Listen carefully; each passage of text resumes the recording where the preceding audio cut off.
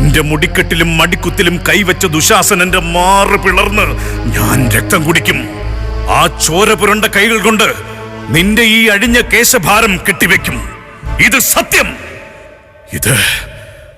ഇത് ഞാൻ എന്റെ പ്രിയപ്പെട്ടവൾക്ക് തരുന്ന ഉറപ്പ്.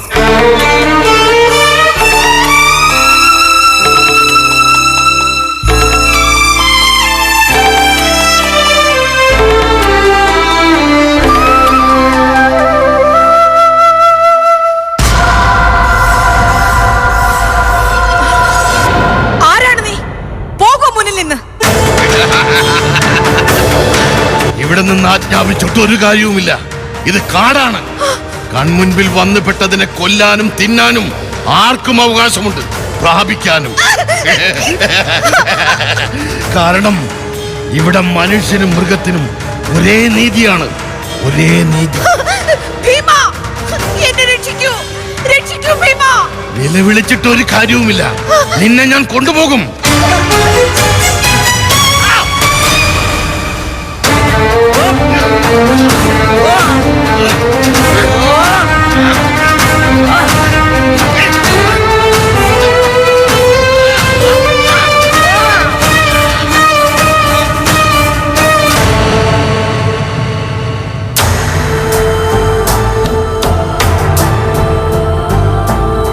ഇവൻ ആഭാസനും നിഷ്ഠൂരനുമായ ജഡൻ എന്ന അസുരനാണ്. ഇവിടത്തേക്ക് കാട്ടിൽ വെച്ച് ഇങ്ങനെ ഒരു പ്രയാസമുണ്ടായതിൽ ഞാൻ ക്ഷമ ചോദിക്കുന്നു. എന്തിനാണ് നീ നിലവിളിച്ചത്? എന്താണ് ഇവിടെ സംഭവിച്ചത്? ഈ കാട്ടാളൻ എന്നെ ഉപദ്രവിക്കാനും കവർന്നോടാനും ശ്രമിച്ചു. അതേസമയം തന്നെ എവിടെ നിന്നോ ഈ കാട്ടാള യുവാവ് കടന്നു വരികയും എന്നെ രക്ഷിക്കുകയും ചെയ്തു. നന്ദി യുവാവേ. അറിയാതെയാണെങ്കിലും ഹസ്തിനപുരിയുടെ ഭാവി മഹാറാണിയെയാണ് നീ കഷ്ടത്തിൽ സഹായിച്ചത്. അടിയന്റെ ഭാഗ്യം. ഞാൻ ആ പാദം നമസ്കരിച്ചിരുന്നു. ഞാൻ ഹസ്തിനപുരിയുടെ അവകാശികളായ പാണ്ഡവരിൽ രണ്ടാം പാണ്ഡവനായ ഭീമസേനൻ.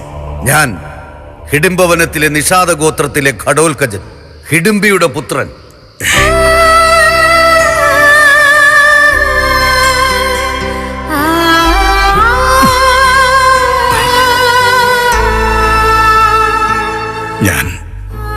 ഞാൻ നിന്റെ പിതാവാണ്. ഊഹിച്ചു. നീ ഇവിടെ? ഞാനും എൻ്റെ കൂട്ടുകാരും ഈ പരിസരത്താണ് ആയുധ പരിശീലനം നടത്തുന്നത്. ഞാൻ അങ്ങയ്ക്ക് വേണ്ടി എന്തെങ്കിലും സഹായം ചെയ്യേണ്ടതുണ്ടോ? വേണ്ടിവരും. ഇപ്പോഴല്ല, ഒരു യുദ്ധം അനിവാര്യമായി വരുന്ന കാലത്ത്. എപ്പോഴായാലും എന്താവശ്യത്തിനും വിളിച്ചാൽ അടിയൻ ഓടിയെത്തും. എന്നാൽ ഞാൻ വിടകൊള്ളട്ടെ. നന്മ വരട്ടെ.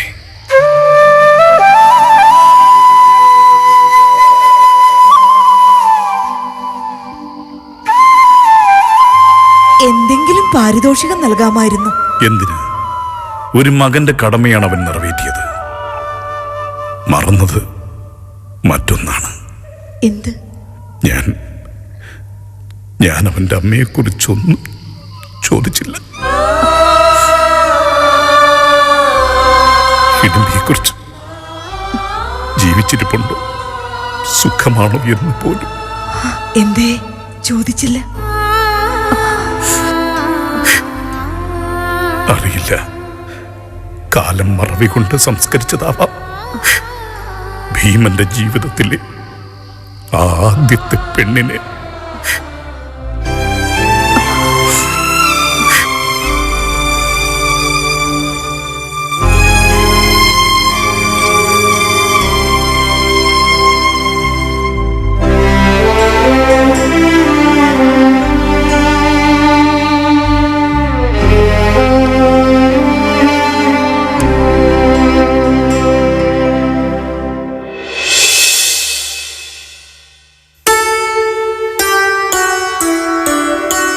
ഞാൻ ദിവസം എണ്ണിയിരുന്നില്ല. എന്നിട്ടും 12 വർഷത്തെ വനവാസകാലം കഴിഞ്ഞുപോയി. പിന്നെ അജ്ഞാതവാസകാലം. വിരാട രാജധാനിയിൽ ആൾമാറാട്ടം നടത്തിയിരുന്ന ആ കാലഘട്ടം ഞാൻ മനസ്സാരസിച്ചിരുന്നു. കൊട്ടാരം പാചകക്കാരൻ വലലനായി ഞാൻ, വിരാട പത്നിയുടെ ദാസി സൈരന്ധ്രി മാലിനിയായി നീ, കങ്കനായി ജ്യേഷ്ഠൻ, ഗോശാല പാലകനായി സഹദേവൻ, കുതിരക്കാരനായി നകുലൻ. ഈ കൂട്ടത്തിൽ അർജുനന്റെ പ്രച്ഛന്ന വേഷമായിരുന്നു കൂടുതൽ രസം. വിരാട രാജകുമാരി ഉത്തരയെ നൃത്തം പഠിപ്പിക്കുന്ന ബൃഹന്നള.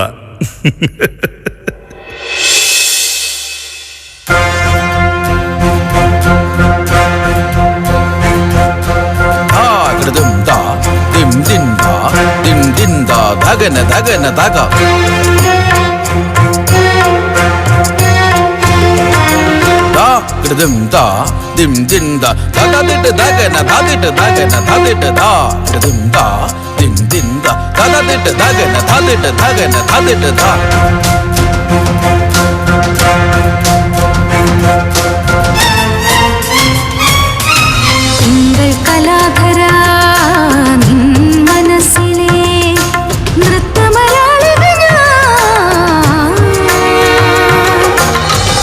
ചന്ദ്രികയായി തൊഴുതുണരും കർപ്പൂര മന്ത്രം പുണ്യതീർത്ഥമായി പിന്നിൽ സൂര്യരോഗമായി ചടുല നടന തരണ നിശിതമൊഴുകി വരും പ്രിയ സഖിയാൻ തിങ്കൾ കലാധരാ നിൻ മനസ്സിലെ നൃത്തമരാളികനാ.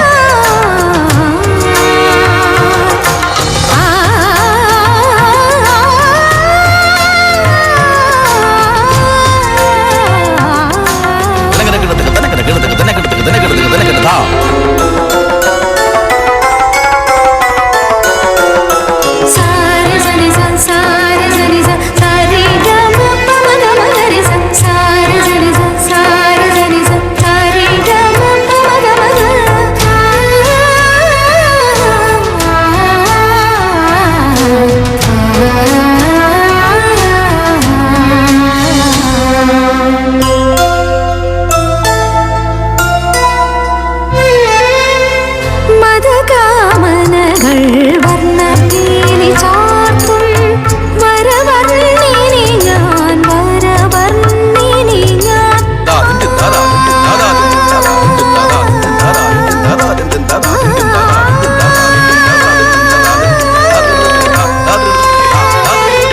മതകാമനകൾ വർണ്ണമേനി ചാർത്തും വരവർണ്ണിനി ഞാൻ വരവർണ്ണിനി പ്രണയ സരോവരമീചികനാൻ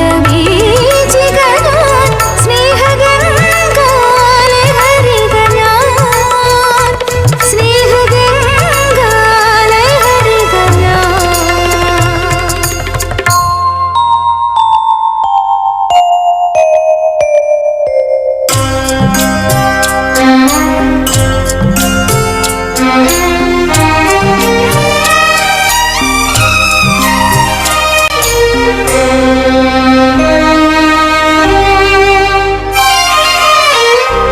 കമലദളങ്ങൾ കടക്കണ്ണിൽ വിരിക്കും സ്വരരാഗിണി ഞാൻ യാമിനി ഞാൻ. കമലദളങ്ങൾ കടക്കണ്ണിൽ വിരിക്കും സ്വരരാഗിണി ഞാൻ യാമിനി ഞാൻ.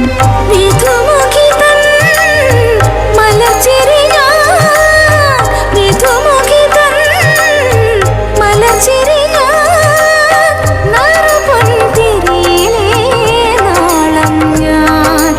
വേദാന്ത രൂപിണി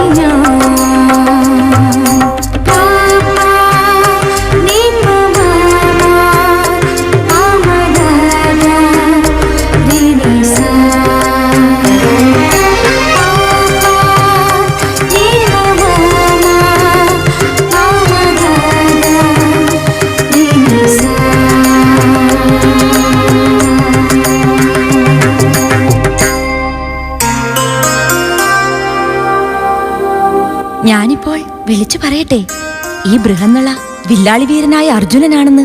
ചതിക്കല്ലേ, പിടിക്കപ്പെട്ടാൽ വീണ്ടും 12 വർഷത്തെ അജ്ഞാതവാസമെന്നാണ് നിബന്ധന. അതാ സൈരന്ധ്രി മാലിന്യ വരുന്നു. വിരാടത്തെ അന്തപുരദാസി, പഞ്ചപാണ്ഡവരുടെ ധർമ്മപത്നി പാഞ്ചാലി. അരുത്, ഈ രഹസ്യങ്ങളെല്ലാം ഞാൻ നിന്നോട് പറഞ്ഞിട്ടുണ്ടെന്ന് ദ്രൗപദിയോ ജ്യേഷ്ഠന്മാരോ അറിയരുത്. ശിഷ്യയോടുള്ള പ്രിയം കൊണ്ട് പറഞ്ഞു പോയതാണേ ഈ ബൃഹന്നള. കുമാരി, ഈ പഴച്ചാറ് കുടിച്ചാലും. ഇതിപ്പോൾ എത്രാമത്തെ തവണയാണ് നീ ഇതുമായി വരുന്നത്? എന്നെ ഇത് കുടിപ്പിക്കാൻ വരുന്നതോ അതോ ബൃഹന്നള എന്നെ ശരിയായ രീതിയിൽ തന്നെയല്ലേ നൃത്തം അഭ്യസിപ്പിക്കുന്നതെന്ന് നിരീക്ഷിക്കാൻ വരുന്നതോ? നൃത്താഭ്യാസത്തിനിടയിൽ തളർച്ച ഉണ്ടാവാതിരിക്കാൻ ഇടയ്ക്കിടെ പഴച്ചാറ് കൊടുക്കണമെന്ന് അമ്മ മഹാറാണിയുടെ കൽപ്പനയുണ്ട്. അതൊക്കെ കൊള്ളാം. പിന്നെ അച്ഛന്റെ സേനാപതി ആ കീചകന്റെ കൺമുൻപിലൊന്നും സുന്ദരിയായി നീ ചെന്ന് പെടണ്ട. കണ്ണിൽ ചോരയില്ലാത്തവനും വിഷയലമ്പടനുമാണ്. മനസ്സിലായോ? ഉത്തരവ്. അടിയൻ ശ്രദ്ധിച്ചുകൊള്ളാം. സൈരന്ധ്രി, ഈ പഴച്ചാറ് തയ്യാറാക്കി തന്നത് കൊട്ടാരം പാചകക്കാരൻ വലലൻ തന്നെയല്ലേ? അതെ. എന്നാൽ അടിയൻ വിടകൊള്ളട്ടെ. വേണ്ട, ഞാൻ പൊയ്ക്കോളാം. നിനക്കെന്റെ ഗുരുവിനോട് നൃത്തത്തെക്കുറിച്ച് എന്തെങ്കിലും ചോദിച്ചറിയാനുണ്ടെങ്കിൽ ആയിക്കോളൂ.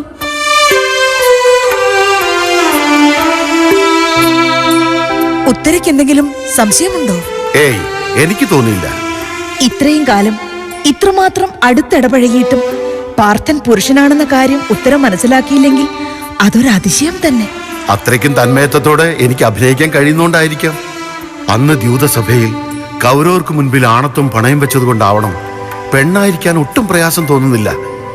വെറുപ്പ് തോന്നിയിട്ടില്ലേ ദ്രൗപദിക്ക് എന്നോട്? വിരാട സേനാപതി മഹാവീരൻ കീചകൻ എഴുന്നള്ളുന്നു. സേനാപതിക്കും വിളംബരമോ? അല്പത്തം തന്നെ.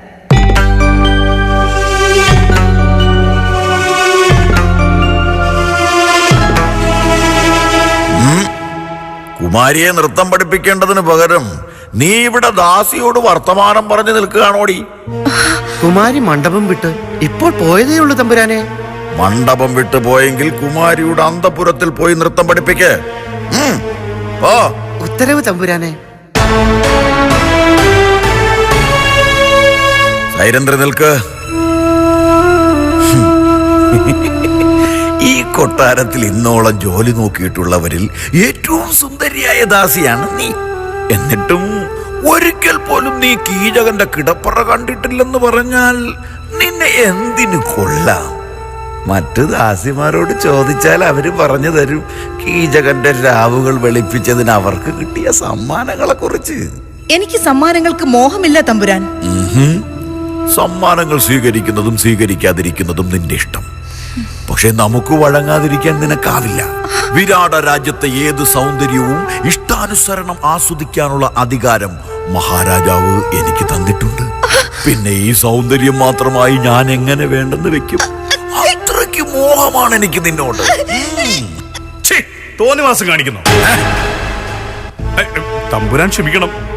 ഇവൾ ഈ ദാസി പാചകപ്പുരയിൽ നെയ്യ് ചൂടാക്കാൻ വെച്ചിട്ട് ഇറക്കി വെക്കാതെ പൊയ്ക്കളഞ്ഞു. നോക്ക്, ഇനി നീ അടുക്കളയിൽ കയറി പോരുത്. നാവടക്കടാ. എന്റെ ഈ പൊന്നിനെ വഴക്ക് പറഞ്ഞാൽ ഞാൻ സഹിക്കില്ല. സൈരന്ധ്രി പറഞ്ഞില്ല എപ്പോൾ നീ കീചകന്റെ കിടപ്പറ കാണാൻ വരും? വേണ്ട, ഇനി നിന്റെ വരവിന് കാക്കുന്നതിൽ അർത്ഥമില്ല. കൊണ്ടുപോകും. ഈ രാത്രി നീ കീചകനുള്ളതാണ്.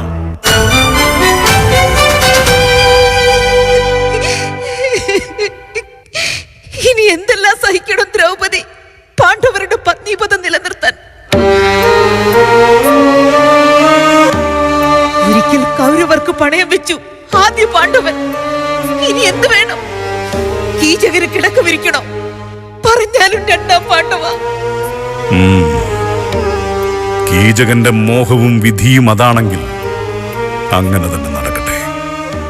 കാണുമ്പോൾ പറഞ്ഞേക്കൂ കീചകനോട്, രാത്രിയിൽ കൊട്ടാര വിളക്കണയുമ്പോൾ നൃത്തമണ്ഡപത്തിൽ വരാൻ. അവന്റെ ആഗ്രഹ സാഫല്യത്തിനു വേണ്ടി സൈരന്ധ്രി അവിടെ കാത്തിരിക്കുമെന്ന്. എന്താണ് ഈ പറയുന്നത്? അത് തന്നെ, കീചകന്റെ മോഹം സാധിക്കട്ടെ.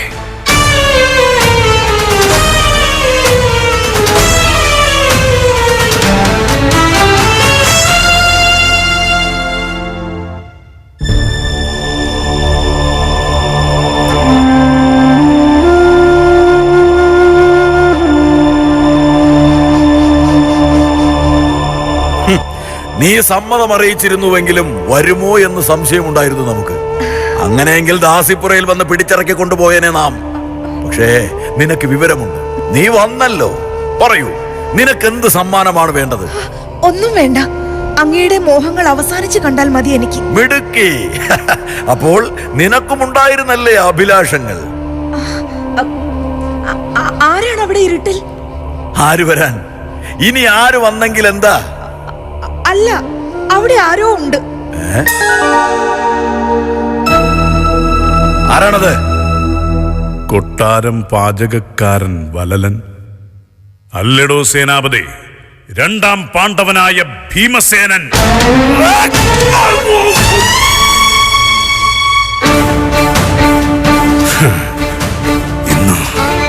ഇന്ന് നിന്റെ ദുർമോഹങ്ങളുടെ അവസാനമാണ്. ചമ്പകഗന്ധിയായ എന്റെ ദ്രൗപദിയെ പ്രാപിക്കാൻ ആഗ്രഹിച്ചതിന്, ദുർഭാഷണങ്ങളിലൂടെ നോവിച്ചതിന്, സ്ത്രീത്വം നാണം കെടുത്തപ്പെട്ട് നിന്റെ മുന്നിൽ ചൂടി നിൽക്കേണ്ടി വന്നതിന്, കരയിപ്പിച്ചതിന്, നീ ചെയ്തു കൂട്ടിയ സകല തിന്മകൾക്കും ഭീമസേനൻ നിനക്ക് വിധിക്കുന്ന ശിക്ഷ.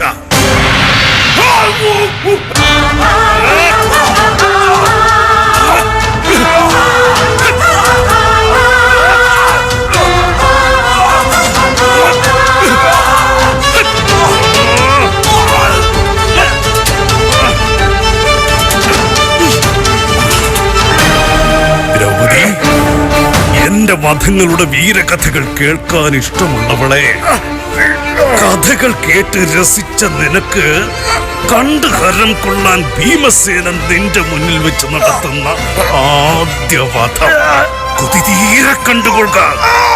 ഈ കീചക വധം.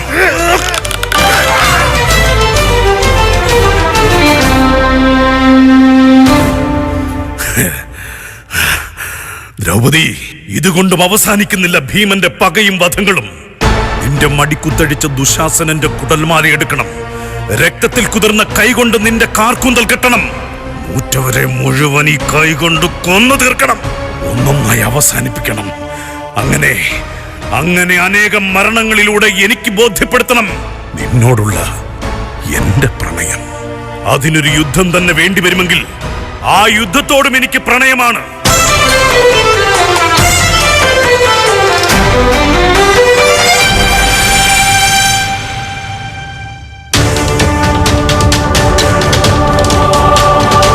അതെ, ഒടുവിൽ യുദ്ധം ഒരു അനിവാര്യതയായി മാറുകയായിരുന്നു.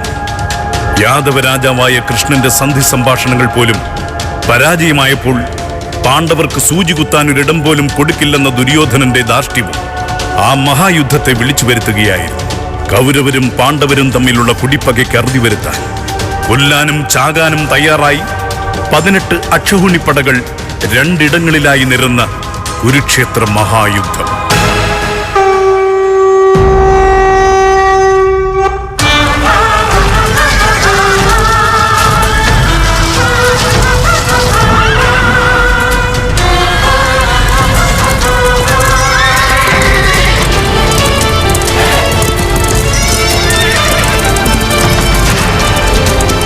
അനേകം പടയാളികളുടെ മരണത്തോടൊപ്പം ഏതെങ്കിലും ഒരു മഹാരഥന്റെ മരണം കൂടി ചേർത്ത് വെക്കാൻ പോന്ന യുദ്ധപ്പകലുകൾ പലതും കടന്നുപോയി.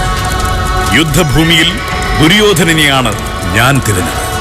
കൗരവരിൽ പലരെയും ഞാൻ കൊന്നു തള്ളുമ്പോഴും അവൻ മാത്രം എന്നിൽ നിന്നും മരണത്തിൽ നിന്നും വഴുതി മാറിക്കൊണ്ടിരുന്നു. യുദ്ധത്തിന്റെ 12ാം നാൾ രാത്രി യുദ്ധശിബിരത്തിൽ ഞങ്ങൾ ചർച്ച ചെയ്തത് ഭീഷ്മരുടെയും ദ്രോണരുടെയും മരണശേഷം സർവ്വസേനാപതിയായി ചുമതലയേറ്റ കർണനെ എങ്ങനെ ഒടുക്കാം എന്നതിനെക്കുറിച്ചായിരുന്നു.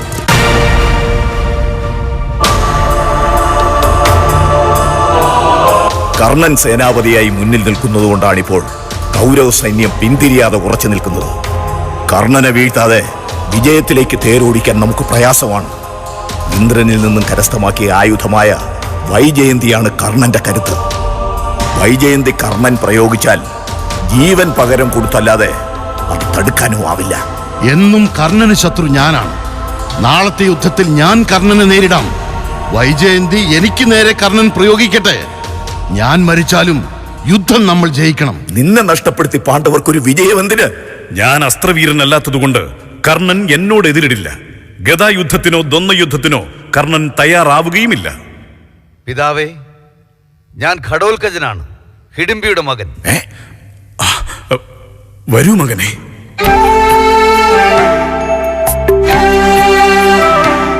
അമ്മ പറഞ്ഞു വിട്ടതാണ് എന്നെ. ഞാൻ എൻ്റെ നിഷാദ സൈന്യത്തെയും കൂട്ടിയാണ് വന്നിട്ടുള്ളത്. ഒരു നേരം അമ്മ പറഞ്ഞു, അച്ഛന് വേണ്ടി പൊരുതണമെന്ന്, വേണ്ടെന്നാൽ മരിക്കണമെന്ന്. ഉണ്ണി,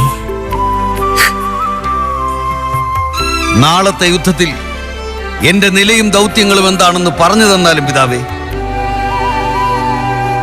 നാളത്തെ യുദ്ധത്തിൽ ഘടോൽക്കജൻ നേരിടും കർണനെ. അതെ, കുന്തിയുടെ ആദ്യ പൗത്രനാണ് ഘടോൽക്കജൻ. ഭീമപുത്രന്റെ പോരാട്ടം കണ്ട് കൗരവർ നാളെ നടുങ്ങണം. കാട്ടാളക്കരുത്തുകൊണ്ട് തകർക്കണം അവർ ചമയ്ക്കുന്ന സൈനിക വ്യൂഹങ്ങൾ. തീർച്ചയായും രാജൻ, എനിക്ക് സന്തോഷമായി. ഇവിടെ ഈ നിമിഷം ഒരു കാട്ടാളൻ അംഗീകരിക്കപ്പെട്ടിരിക്കുന്നു. വീരരക്തങ്ങളുമായി എന്റെ പേര് ചേർത്ത് വായിക്കപ്പെട്ടിരിക്കുന്നു. കാട്ടിൽ കഴിയുന്ന ഹിഡിംബിയുടെ ജീവിതത്തിനും ഒരർത്ഥമുണ്ടായിരിക്കുന്നു. നാളത്തെ യുദ്ധപ്പകലുകൾ എനിക്ക് വേണ്ടിയുള്ളതാണ്, നിഷാദനായ ഘടോൽക്കജന്റേത്.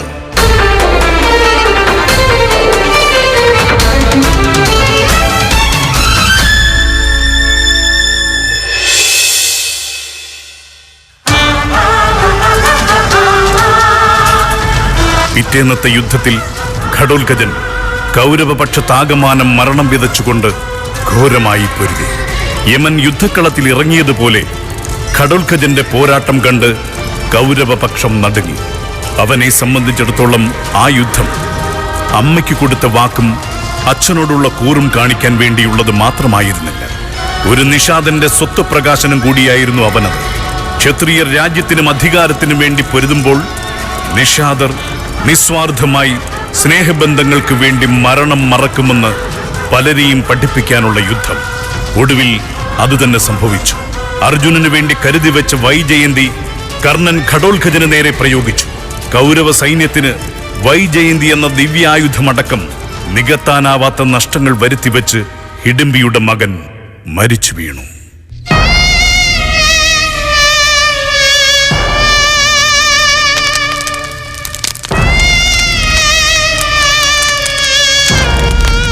ഇരണ്യതിയുടെ തീരത്തെ ശ്മശാനത്തിൽ അനേകം ശവങ്ങളുടെ കൂട്ടത്തിൽ ഘടോൽക്കജന്റെ ചിതയും കത്തിത്തീർന്നുകൊണ്ടിരുന്ന രാത്രി.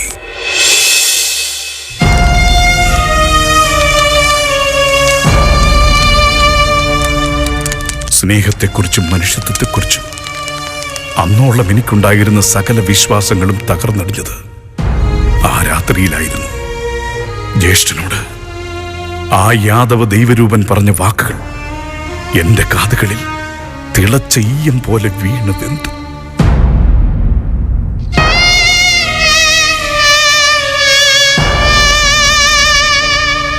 ആദ്യം അഭിമന്യു പോയി, ഇപ്പോൾ ഘടോൽക്കജനും. ദുഃഖം തോന്നുന്നു. ദുഃഖമോ? എന്തിന്? സന്തോഷിക്കുകയല്ലേ വേണ്ടത്? അർജുനനെ കൊല്ലാൻ നീക്കിവെച്ച വൈജയന്തി കർണന് ആ നിഷാദിന് നേരെ പ്രയോഗിച്ച് നഷ്ടപ്പെടുത്തേണ്ടി വന്നു. അതുവഴി അർജുനൻ രക്ഷപ്പെട്ടു. പാണ്ഡവർക്ക് ഇനി ജയം എളുപ്പമാണ്. എന്നാലും ആ നിഷാദൻ ഞങ്ങൾ പാണ്ഡവർക്ക് ആദ്യമായി ജനിച്ച മകനാണ്. ധർമ്മജ്ഞനായ ധർമ്മപുത്രർക്കും നാം ധർമ്മം ഉപദേശിക്കണോ? ഭീമപുത്രനാണെങ്കിലും കാട്ടാളനാണ് ഘടോൽക്കജൻ. കാട്ടാളന് വീരസ്വർഗമില്ല. യജ്ഞവിദ്വേഷികളും ബ്രാഹ്മണ വൈരികളുമായ കാട്ടാളരെ എന്നായാലും വധിക്കേണ്ടി വരും. ഇവിടെ അവന്റെ മരണം രണ്ടു നിലയ്ക്ക് ഗുണമായി. എന്റെ ഉണ്ണി,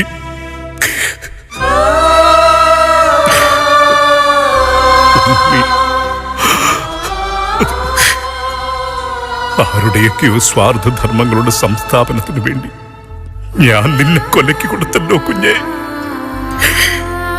ഹസ്തിനപുരിയുടെ പുതിയ അധികാര സിംഹാസനം ഉറപ്പിക്കാൻ ഒരു നിഷാദന്റെ ചോരക്കറ കൂടി. ഹിഡിംബി, നീ എന്നോട് പൊറുക്കാതിരിക്കുക. ഘടോൽക്കജ, നീയും കാട്ടാളനായ നിനക്ക് വീരസ്വർഗമില്ല. എന്തിന്? ഒരു തുള്ളി കണ്ണീര് പോലും കാട്ടാളന് വേണ്ടി വീഴ്ത്തപ്പെടില്ല. ജ്യേഷ്ഠ, ദുഃഖിക്കരുത്. എന്റെ മകൻ അഭിമന്യു മരിച്ചപ്പോഴും ധർമ്മജൻ പറഞ്ഞതാണ്, കരയരുത്. ആ സങ്കടങ്ങളിൽ പോലും ക്ഷത്രിയൻ കരയരുത്.